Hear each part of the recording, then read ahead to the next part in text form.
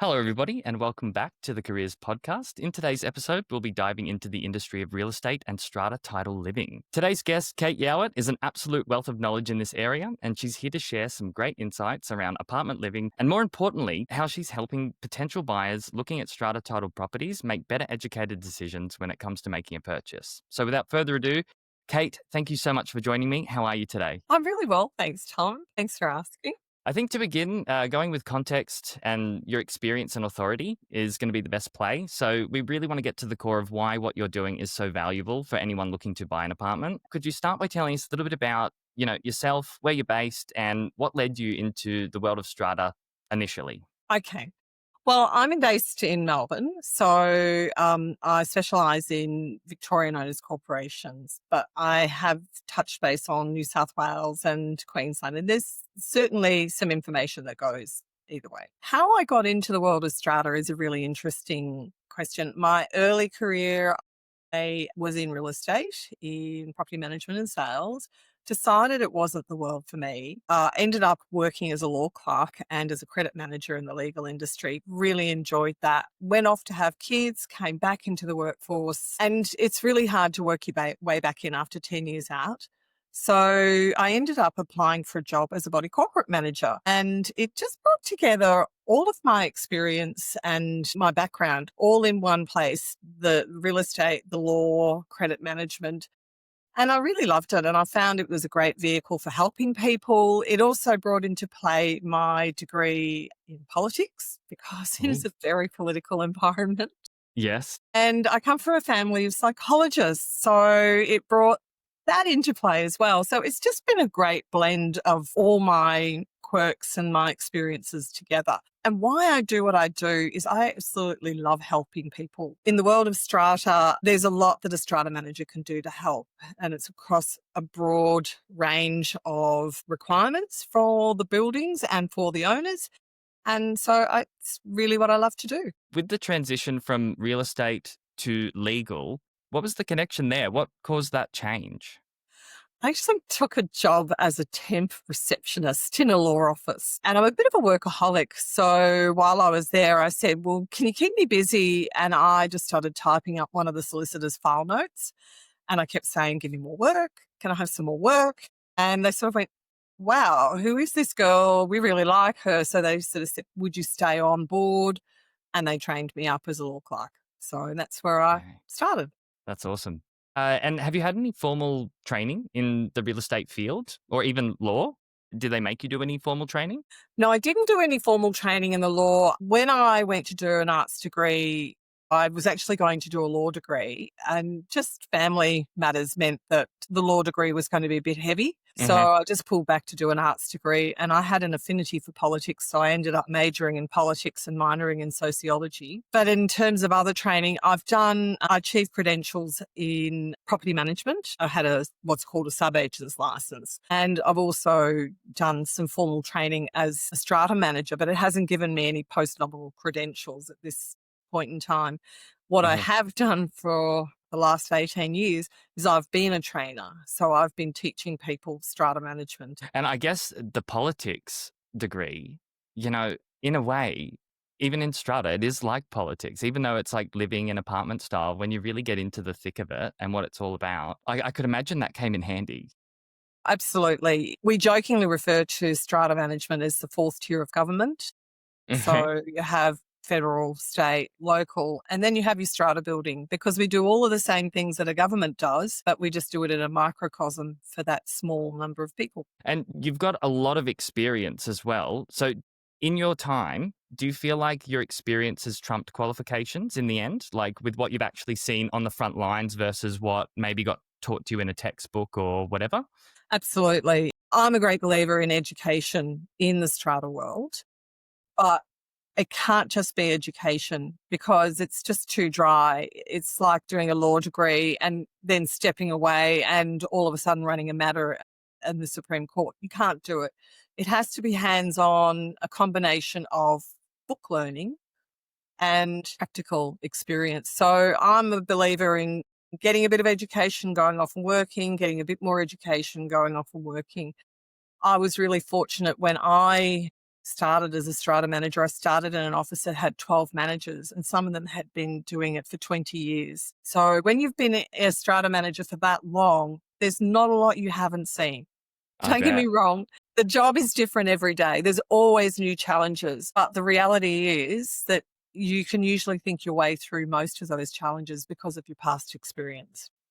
Just while we're on the education piece too, I I don't feel like I've ever seen any formal qualification for strata management. Is that a thing or not? There is in New South Wales. Definitely there's Okay. licensing in New South Wales. There's not in Victoria as yet. We're working hard to bring that in, but it's still quite easy to get accredited, even in New South Wales. It can be quite lengthy, but it's still not onerous, which I find challenging because there's so much that we do, the breadth of the tasks that we undertake are so many that I'm surprised that it's taken government this long or anybody this long to say there needs to be proper education. Yeah, I think there should be actually. That's crazy. So, fast forward to today, you've decided to package up your experience and you've decided to start your own business, Strata Savvy. What was the catalyst for you going from, working for organizations to going into business for yourself? Okay, well, it was actually about 10 years ago I started another business called Strata Equity. And Okay. I decided to retire about 3 years ago. I thought, no, I've had enough. It's time to finish. But you don't leave property easily. And I found that I missed it incredibly. So I thought I'd start Strata Savvy. Yep. And Strata Savvy is slightly different from most businesses in strata management. I do a little bit of strata management, but I'm focusing instead on training, and that be people who on committees or strata managers, people wanting to get into the game. Welcome training any of those people. But most importantly, what I want to do is provide simple reports for people who are purchasing in owners corporations, particularly in Victoria, because here lot boundaries aren't standardised. In Right. other states, when you're purchasing a strata lot, depending on what sort of building it is, you know where the lot boundary will sit. Not in Hmm. Victoria. Every plan of subdivision is different. And people buy here and not realising that, and it can cause all sorts of problems. So for a simple report, I can give them confidence and assurance that they know what they're purchasing. Yeah, your key point of difference that really stood out to me was your focus on, helping buyers mitigate that risk when it comes to buying strata titles. So, what are some of the biggest challenges that buyers face in the current property market? Okay, well, in Victoria, unlike Queensland, in Queensland, every property has to have a fully funded maintenance plan from the get go. It doesn't matter how small or how big. In Victoria, maintenance plans have only been required for larger buildings. Smaller buildings don't have maintenance plans. So, one of the key traps is if you purchase into a building that has limited savings for future capital works, you can all of a sudden be hit with huge levies. Similarly, you can be purchasing in a building that has significant defects, or it might be involved in a legal case and it might not be fully explained to you what's happening there. But I can help you with that. I won't necessarily say, do buy this, don't buy that. But what I do is I review everything, put it in plain English, and then give you some questions to ask if I think there's issues. The final thing that's really problematic is where you don't know where your lot boundaries are, and you might have a manager who says, well, this is your responsibility. You need to pay for this. But the lot boundaries or the plan of subdivision might determine otherwise. And for whatever reason, that manager's giving you the wrong information. One of my clients had a water leak coming from his apartment. It affected the next door apartment. The manager said, you need to pay $50,000 to rectify this. Insurance won't cover it. I said, send me your plan of subdivision. It was clearly written on the plan of subdivision that all pipe work is common property. So the leaking pipe, whilst it serviced that person's apartment, wasn't their responsibility. $50,000. And so the cost ended up going back to the body corporate because it is their issue, right? And it saves the owner. That's right. So while they have to pay their portion of that $50,000, they're not paying the whole $50,000. It's a common property issue, but they didn't know that. They took it on face value. The manager said, this is your bill. And It was only when they went, I can't afford this, they looked Mm. around for some advice and they found me. This is even screaming out that it's not just potential buyers that can benefit from this. Like anybody that's already in there, getting to the nitty gritty of what the rules are and their rights, like without it being overwhelming. That sounds like what you're really cleaning up here in the marketplace. That's right. Helping people understand what their rights are, what their obligations are, Mm. what they need to do versus what the body corporate needs to do. And sometimes it goes the other way. Sometimes people need to understand that the body corporate isn't necessarily responsible for everything, that they have to be responsible for some things. I Mm. met with somebody out on site recently. They wanted to do all of this tree work. Can you prune this? Can you cut that down? And I looked at them and said, okay. The manager was there with me. I said, that's great. I said, but how much money do you want to spend? And they looked at me. I said, right. It doesn't come from nowhere. If you Mm. want to spend all this money, you're going to be using all of the savings of the body corporate Mm-hmm. and maybe more. So you need to stop and think about what you want to do.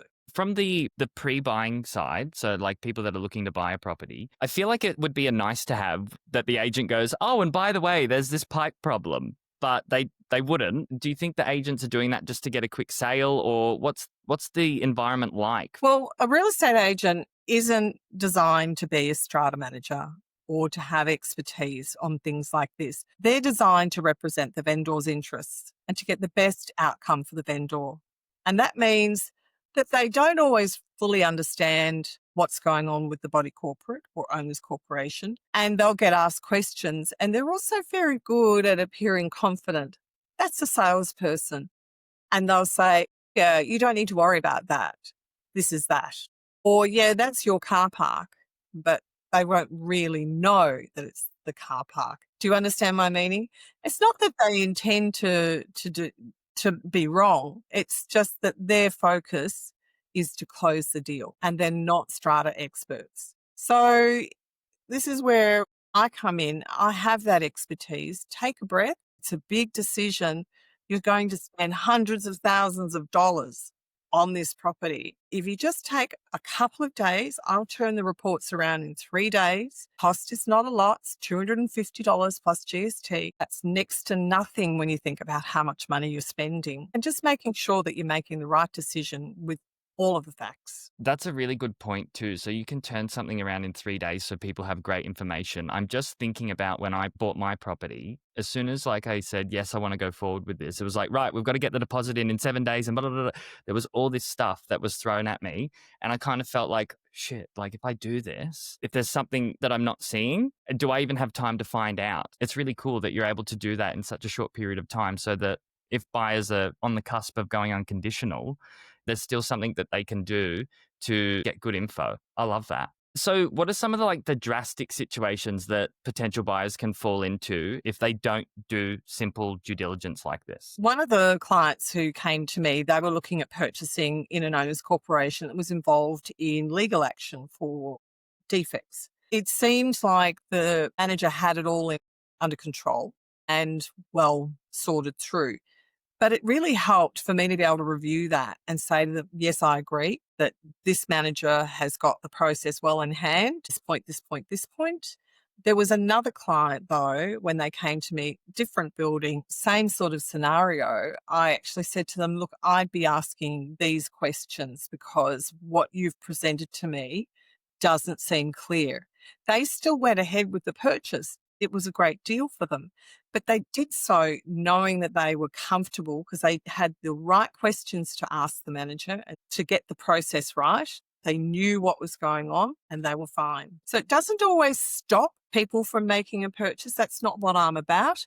I'm about them making the right choice, knowing what's going on in the building, what the implications are for them, and how that knowledge can help them to make the right decision. Is the owner's corporation certificate something that the potential buyer will normally overlook? Like it might get put in front of them, but they might go, oh, this is a big document. I don't want to look at this. So in that document, what are the main key things that they miss or don't understand? Well, they often don't understand certain terminology like why does the lot numbers change from the unit number and things like that? Or what's the implication of future potential levies? There can be some complex information in there, but really what's the point, Tom, is that often contracts are 150 pages long. Yeah, right. Who's going to sit there and read 150 pages? Mm. Plus, the plan of subdivision, they might understand what's in the Owners Corporation certificate, but the plan of subdivision, I recently emceed a conference for the Real Estate Institute of Victoria on Owners Corporation management. And we had one segment, we had a land surveyor and a solicitor look at the same plan of subdivision and talk about the different ways that they each interpret that same document. And you've got specialists who can't agree. Imagine somebody who's never seen a plan of subdivision before trying to decipher what does that document mean. That's where I come in. I know how to read these documents. I know how to interpret the information. And if it's not clear to me, I can give them the questions to go back and ask so that they get the right information. When in our preliminary chat, when you mentioned Owners Corporation certificate, at the time, that was like a foreign word, like because we don't actually have it here in Queensland. So after I jumped off the call with you, I went, okay, Owners Corporation certificate. Like I was looking for equivalents. And so I think in Queensland, it's the CMS that will usually have the majority of that data. Is that right? That's right. And does every state have their own equivalent to that? Yes. Every state has its own legislation, its own terminology, its own requirements. So that's why I'm focused mostly in Victoria, but I can assist in New South Wales and Queensland. But if I can't assist, I know who to direct people to. In your view, what does every buyer need to understand about responsibilities, boundaries, and maintenance obligations before signing a contract? You need to know what the rules are, what you can and can't do, and how these rules are going to affect the way you choose to live your life. You need to understand where you park your car. It's amazing how many times I've brokered disputes between people who've claimed the same garage or car space. There's a certain age of plan in Victoria that car parks and garages are called accessory units.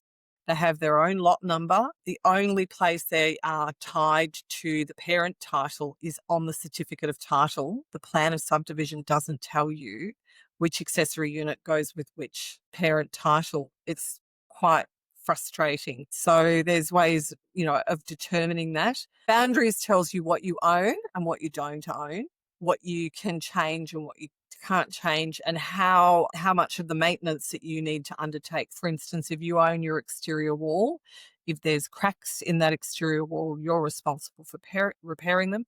And what are your obligations? It's, what's going to be expected of you? Are you going to be responsible for the garden beds in front of your unit? Are you going to be responsible for the balcony balustrade, or is that a body corporate matter? So there's all sorts of responsibilities that come uniquely to each apartment or each flat or each unit or house, and you need to be able to read the plan of subdivision combined with the owner's corp certificate to know what is your responsibility. There's so many variables. If you could universally label at least one thing that owners should always check or buyers should always check, but almost never do, what would that be? Lot boundaries for maintenance, structural repairs, etc., etc. It's people just don't understand. I guess there's that, but I also really want people to look at the maintenance fund to see how much money is in the bank. There's just so much. There's just so much. I could keep saying these are the important things. Well, there is, and even on that the maintenance fund, that tells you a lot about who's running the show and like what they're doing with the money. Are they a good budgeter? Like, is all of that stuff available in a owner's corporation certificate too? Yes. But it's a matter of knowing there might seem to be a lot of money there. You might have a Mm. property that has 200,000 in its maintenance fund, but it's a 200 lot subdivision that's 20 years old. $200,000 isn't going to go a long way. You've also got to look at when are the lift cars due? That's going to be in the long-term maintenance plan. I know how to read those documents. They're quite lengthy and complex. So it's a matter of interpreting that data. All of the stuff you did in legal, has that really helped as well with shaping how you've structured your products now and understand things? Absolutely, because I've got a good understanding of obligations and not overstepping my obligations. That's why I don't ever say, do buy this or don't buy that. That's why it's only ever information, because at the end of the day, I'm not advising people. I'm just reading what's provided to me and giving them a clear understanding of that, just a plain English rewording of that information. That and the fact that in owners corporations, I think in Victoria I'm up to about 15 acts of parliament that we have to be cognizant of in our day-to-day work. So some of those acts are affecting lots of our work, and some of those are just touching on here and there. Just simple things like understanding CCTV and the limitations of being able to view that. You know, that's a really complex matter. Most people wouldn't understand. Earlier in the chat, you mentioned a few other services that you're offering in the market. Let's look at strata managers and committees. How can you assist? I provide training for strata managers. Sometimes it's standardized to a particular format, and sometimes they engage me to come in and do bespoke training for their team. In most offices, there'll be a varying degree of experience and expertise within their team. So I come in and I tailor it for them. But I also do committee training, and it's something that I'm wanting to develop, is particularly online committee training. That would go across most jurisdictions, because of most of what a committee does, without going into the legal side of things, there's very structured what you need to do as a committee, and it's great to have some training to help the committee understand what their responsibilities are and how to execute them. I wish I had this conversation to you or with you before I joined a committee. Yeah. But you know what? It's been so good for my own personal development and learning how things run around here, particularly when I'm invested in something. It just makes the learnings so much more meaningful. So having professionals like you out there that are helping with this kind of stuff, I think it's really great, because a lot of the strata bodies, while they're doing good jobs, I haven't seen anything like what you're offering either. So I'm really hopeful for that. Yeah, thank you. Now, in this next section, I did want to go into post-purchase. So let's say that somebody's gone ahead, they've done all the due diligence. The world of strata, you really do get introduced to, paying levies, understanding how owners corporations work, and, what the role of a committee actually is versus a strata manager. For people new about to enter the world of an owners corporation, how would you describe what it is? Like, what is strata? As I said before, it's like a level of government in miniature. So Strata, what the Owners Corporation does is it manages the property that's in common, that's owned in common. So if you think about an apartment building, you own your apartment, but as soon as you step out the front door of your apartment, you're in common property, and the Owners Corporation manages that. And that can go to all sorts of assets and all sorts of opportunities. You can have swimming pools, gyms, tennis courts, rooftop gardens, boardrooms, even restaurant facilities can all be part of the Owners Corporation common property. So understanding what it is you're purchasing and what your rights are towards usage of that is quite daunting, and it's probably a bit too complex to go into just briefly now. But for people who do just buy into an owners corporation, if they want to understand more about it, that's another product that I'm looking to launch online. So just some basics, 101 strata management, so people can understand what have they got themselves into. In our intro call too, you were talking about how strata is deeply emotional for people because it involves their home, which is totally understandable. So how does this emotional element affect committees and decision making in the building? Yeah, it definitely is an emotional thing for most people, because there's so much money invested in it. It's either their home or a major asset in their portfolio. So they bring to the party a lot of intensity of emotion. If things are going great, fine. You'll find most owners corporation members are quite apathetic. But when things aren't going great, it can get very heated, because a lot of distress and uncertainty arises. And it means that people aren't always bringing forward their calmest and best selves.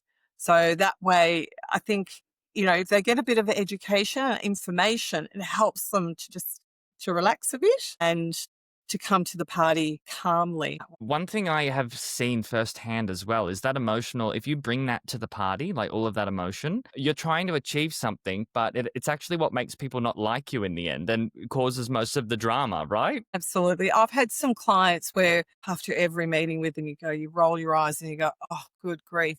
And then, you meet them in the street years later and you're no longer managing that building. You've moved on and you meet them and you go, wow, they're actually a really nice person. But you Yeah. never saw that in Yeah. those years. And it taught me just to look for what's really nice in everybody. And if I can give anybody that little piece of advice, ask them to sort of take the energy out of it and try and see them who they are. If somebody's really problematic in the ownership group, go and have a cup of coffee with them, take them out of the environment and see if you can't reach that person underneath, because everyone's pretty good, or most people Yeah. are. Can you share an experience that really highlights how important emotional intelligence is in this field? Sure. I had a committee once that the chairperson was a really emotionally intelligent person and had been in business a long time. And they had some people join the committee and they were quite angry and upset because things weren't going well for them. And they had another member on the committee who was breaching rules. Those breaches of the rules were adversely impacting others. So the committee meetings sometimes disintegrated to very unhealthy discussion.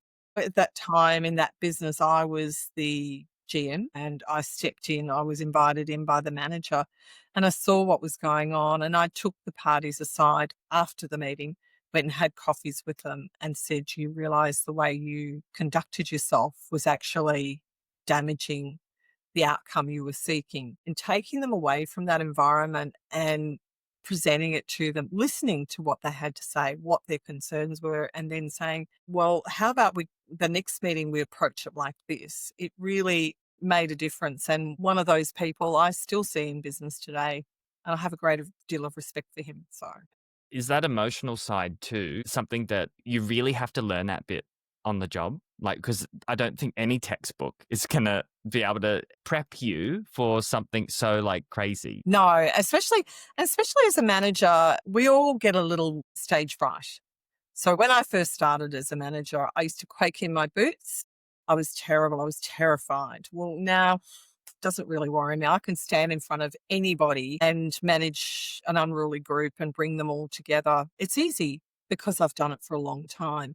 But I couldn't have read that and I couldn't have got that strength from just reading a book or watching somebody else. You have to get in there and do it. You have to get your hands dirty. Now, I want to move into the legalities and logistics of strata because really it is the convergence of people, buildings, legal, all that sort of stuff. And I just reflect on my own experience as well when I came into owning an apartment. And I didn't really understand the role of a strata manager. Why can't the committee just do everything? Like, why do we need this person? So help me understand the role of the strata manager. Well, imagine if you, as you do, live in a strata building, and imagine if you fall on hard times, something happens in your life and you fall into arrears. Imagine having your neighbour coming and knocking on the door and saying, you haven't paid your fees. How embarrassing would that be? So, that's the first thing I always mention when people say, well, why do we need a manager? Well, do you really want to go and knock on your neighbour's door and say, you haven't paid your fees, mate? Too close to home, literally. It is. So, the manager can step aside and you don't have to live with these people. You're there to help them. So, and you don't want to tell your neighbour, look, I've just lost my job or I've crashed my car and I need to pay the insurance excess for that. And I just can't afford my fees running. You don't want to tell your neighbours that, that's private, but it's easier. You can tell your manager that. You can say, look, please, and no, it will go no further than that manager. Can you give me a little bit of time? I will make payments like this, and this to get this cleared. That's the first thing I would say. The second thing is managers have received training for working with insurance brokers to procure your insurance. They know what sort of insurances you need. They know how to find the right people, the right experts for you for insurance. And it's the same with if the property ends up in a dispute, a legal dispute, they know the right lawyers to give you the right advice. They know electricians, they know plumbers, engineers, all of those trades.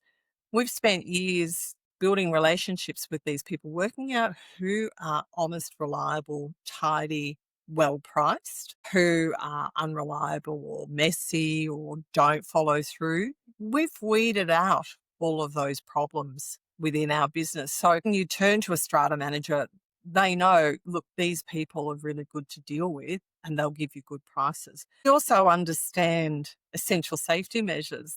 You know, do you understand why there are sprinklers in your building and why there are Yeah. fire hose reels and extinguishers, fire doors, emergency and exit lighting? There's so much that we do that it would bedazzle people. You know, it Yeah. would boggle the mind how much we have to do. I could also imagine too, like committee members, sure, some may be retired, but some are still working individuals, you know, they haven't got time to, I mean, sure, they want to be there to make the decisions and do the best for the building, but they can't devote absolutely every waking second to knowing who the best contractor for this is or who should be doing that. And it's a lot to take on. So I can see definite need for the strata manager in that sense. And not only that, getting committees out of echo chambers. So if you're not speaking to somebody who's seeing 5 other buildings going through particular issues and you're only in your own place, I could see value in that as well. We know what the building across the street is doing or the building down the street, or we know how other buildings have solved these problems because we've seen it before. You are getting a lot of experience and expertise. Don't get me wrong, committees are really important. Having the right people on the committee, helping them to grow to the role, particularly for new committee members like you, helping you understand what your obligations are and how best to help the building. OC manager cannot replace a committee, but a committee can't replace a manager. So what are the typical hallmark signs that a building has a good strata manager on their side? Okay, well, you've got generally the outward appearance of the building is neat, tidy, and good order. Or if it's not, it's generally a work in progress, and there'll be signs to see that there's a work in progress. Depending on the size of the building and what sort of building it is, you know, you'll have good, well presented staff. If you have concierge and building managers, they'll be well presented, they'll be polite and friendly. The foyer will always be clean and tidy and well presented. Then you'll also look financially, and there'll be a rigorous budget, a rigorously managed budget that will not exceed its structure. You'll also have a good, well-funded, long-term savings plan. So those are some of the hallmarks of a really well-managed building. From your experience as a strata manager, what's been the most challenging thing for you on the job? I think the most challenging thing for me has been helping people to understand why they need to come together and work as a group. That's not always understood. A lot of people come onto the committee to represent self-interest, and there's nothing wrong with self-interest. It's a really good motivating tool. You know, if you want to back a winner, back somebody who's into self-interest. You've got to sometimes put that self-interest aside and see the bigger picture. And that to me is probably the biggest challenge. When we focus on committees, what's the role of a committee in a building, like separate to the strata manager? Because we've said committees are important, but really at the core, what are they there for? And I think a lot of the time too, committee members do get seen as power hungry owners that, you know, just want everything their way. Do you think that's true? And yeah, how does the committee structure work? Sometimes you do get some people who are a little bit, you know, too into being on the committee, and that's their thing. Don't mistake that they actually have value add as well. They can really bring a lot of experience to the party. When you stop and think about the likes of, you've ever seen the show Utopia? I Where the haven't, public, no. oh, do yourself a favour, where the public servants get in there and it's everything that they do is quite self-serving. So, you know, sometimes strata managers, all they see is, oh, the law and this is the way it needs to be done, et cetera, et cetera.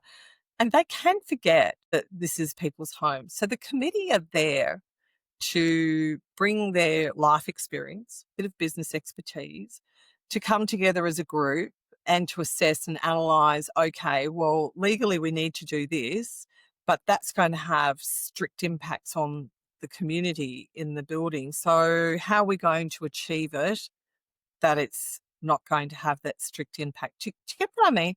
Yeah. Everybody comes to sit at the same table, and they're looking at the problem from their own way. And if you just have a strata manager, you're getting a very narrow view. But you add the committee in there and you're getting all these different perspectives on the same issue. And if you get together in a good way and you do it well, you get a better outcome every time. And I guess that emotional tie to the building too, and it being your property. Of course, you want to self-serve to make sure that where you're living is beautiful and presentable. Yeah, it's just managing whether it goes over the top or not, or It's managing whether, if we decide to make a rule, is that rule serving our chairperson's interest or is it serving the interest of the building? And yeah. if you have, too narrow a group of people representing the broader interest, you're not getting a breadth of opinion. Okay. And in your view, what sort of person makes a good committee member? A team player, actually. Team player. Somebody who's also, just willing to work together. So yeah, that is just a team player. That's to me the best. And for somebody about to buy into a strata titled scheme, what are 3 things that you would want to absolutely drill into their brain before committing? That one, they should come and get a report. Yes.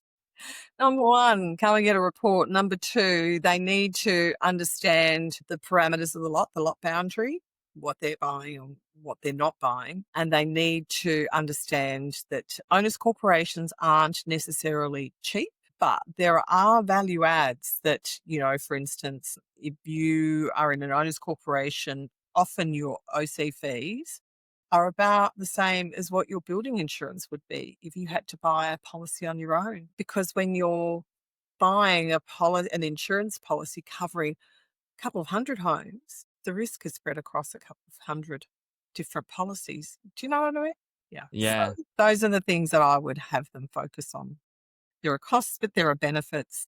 Understand what you're buying and you're not buying and get a report. So for this one's for people considering joining a committee after they've just heard, be a team player. If they've identified themselves as that person, what advice would you give them in the very beginning? Well, the advice that I get is seek a mentor on the committee, somebody who's already been there for a time, and build a relationship with the strata manager. And I would also ask for the history of the building. Can I have the committee papers for the last 2 years? Mm. What are the projects that we're involved with? What are we looking to do? Those are the questions I ask. And with Strata Savvy, what are you hoping that you're going to bring to the industry over the next 5 years?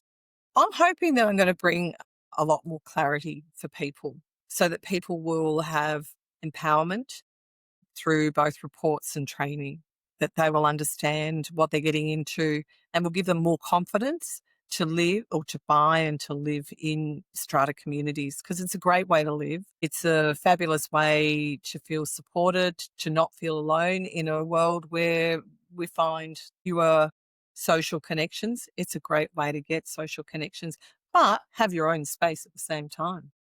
Amen. And you know what? I'm so glad our paths have crossed because I'm looking forward to following you on that journey and, putting all that stuff out there because I think it's really great. And it just from my viewpoint, I love what you're doing. So Thank you, Tom. where can people find you or reach out to you? What's best for you? Is it email? Is it visiting your website and making an inquiry? Is it Facebook? Is it Instagram? You'll find me on Facebook and Insta. Okay. Welcome to reach out there. The website is www.stratasavvy.com.au. That's with 2 V's for Victor. So they're welcome to reach out to me there, and there should be a link to my email, but it is kate@stratasavvy.com.au. We'll put all of that in the show notes. Thank you. Beautiful. And thank you so much. I'll see you later. Thanks heaps, Tom. Cheers, Ed. Bye.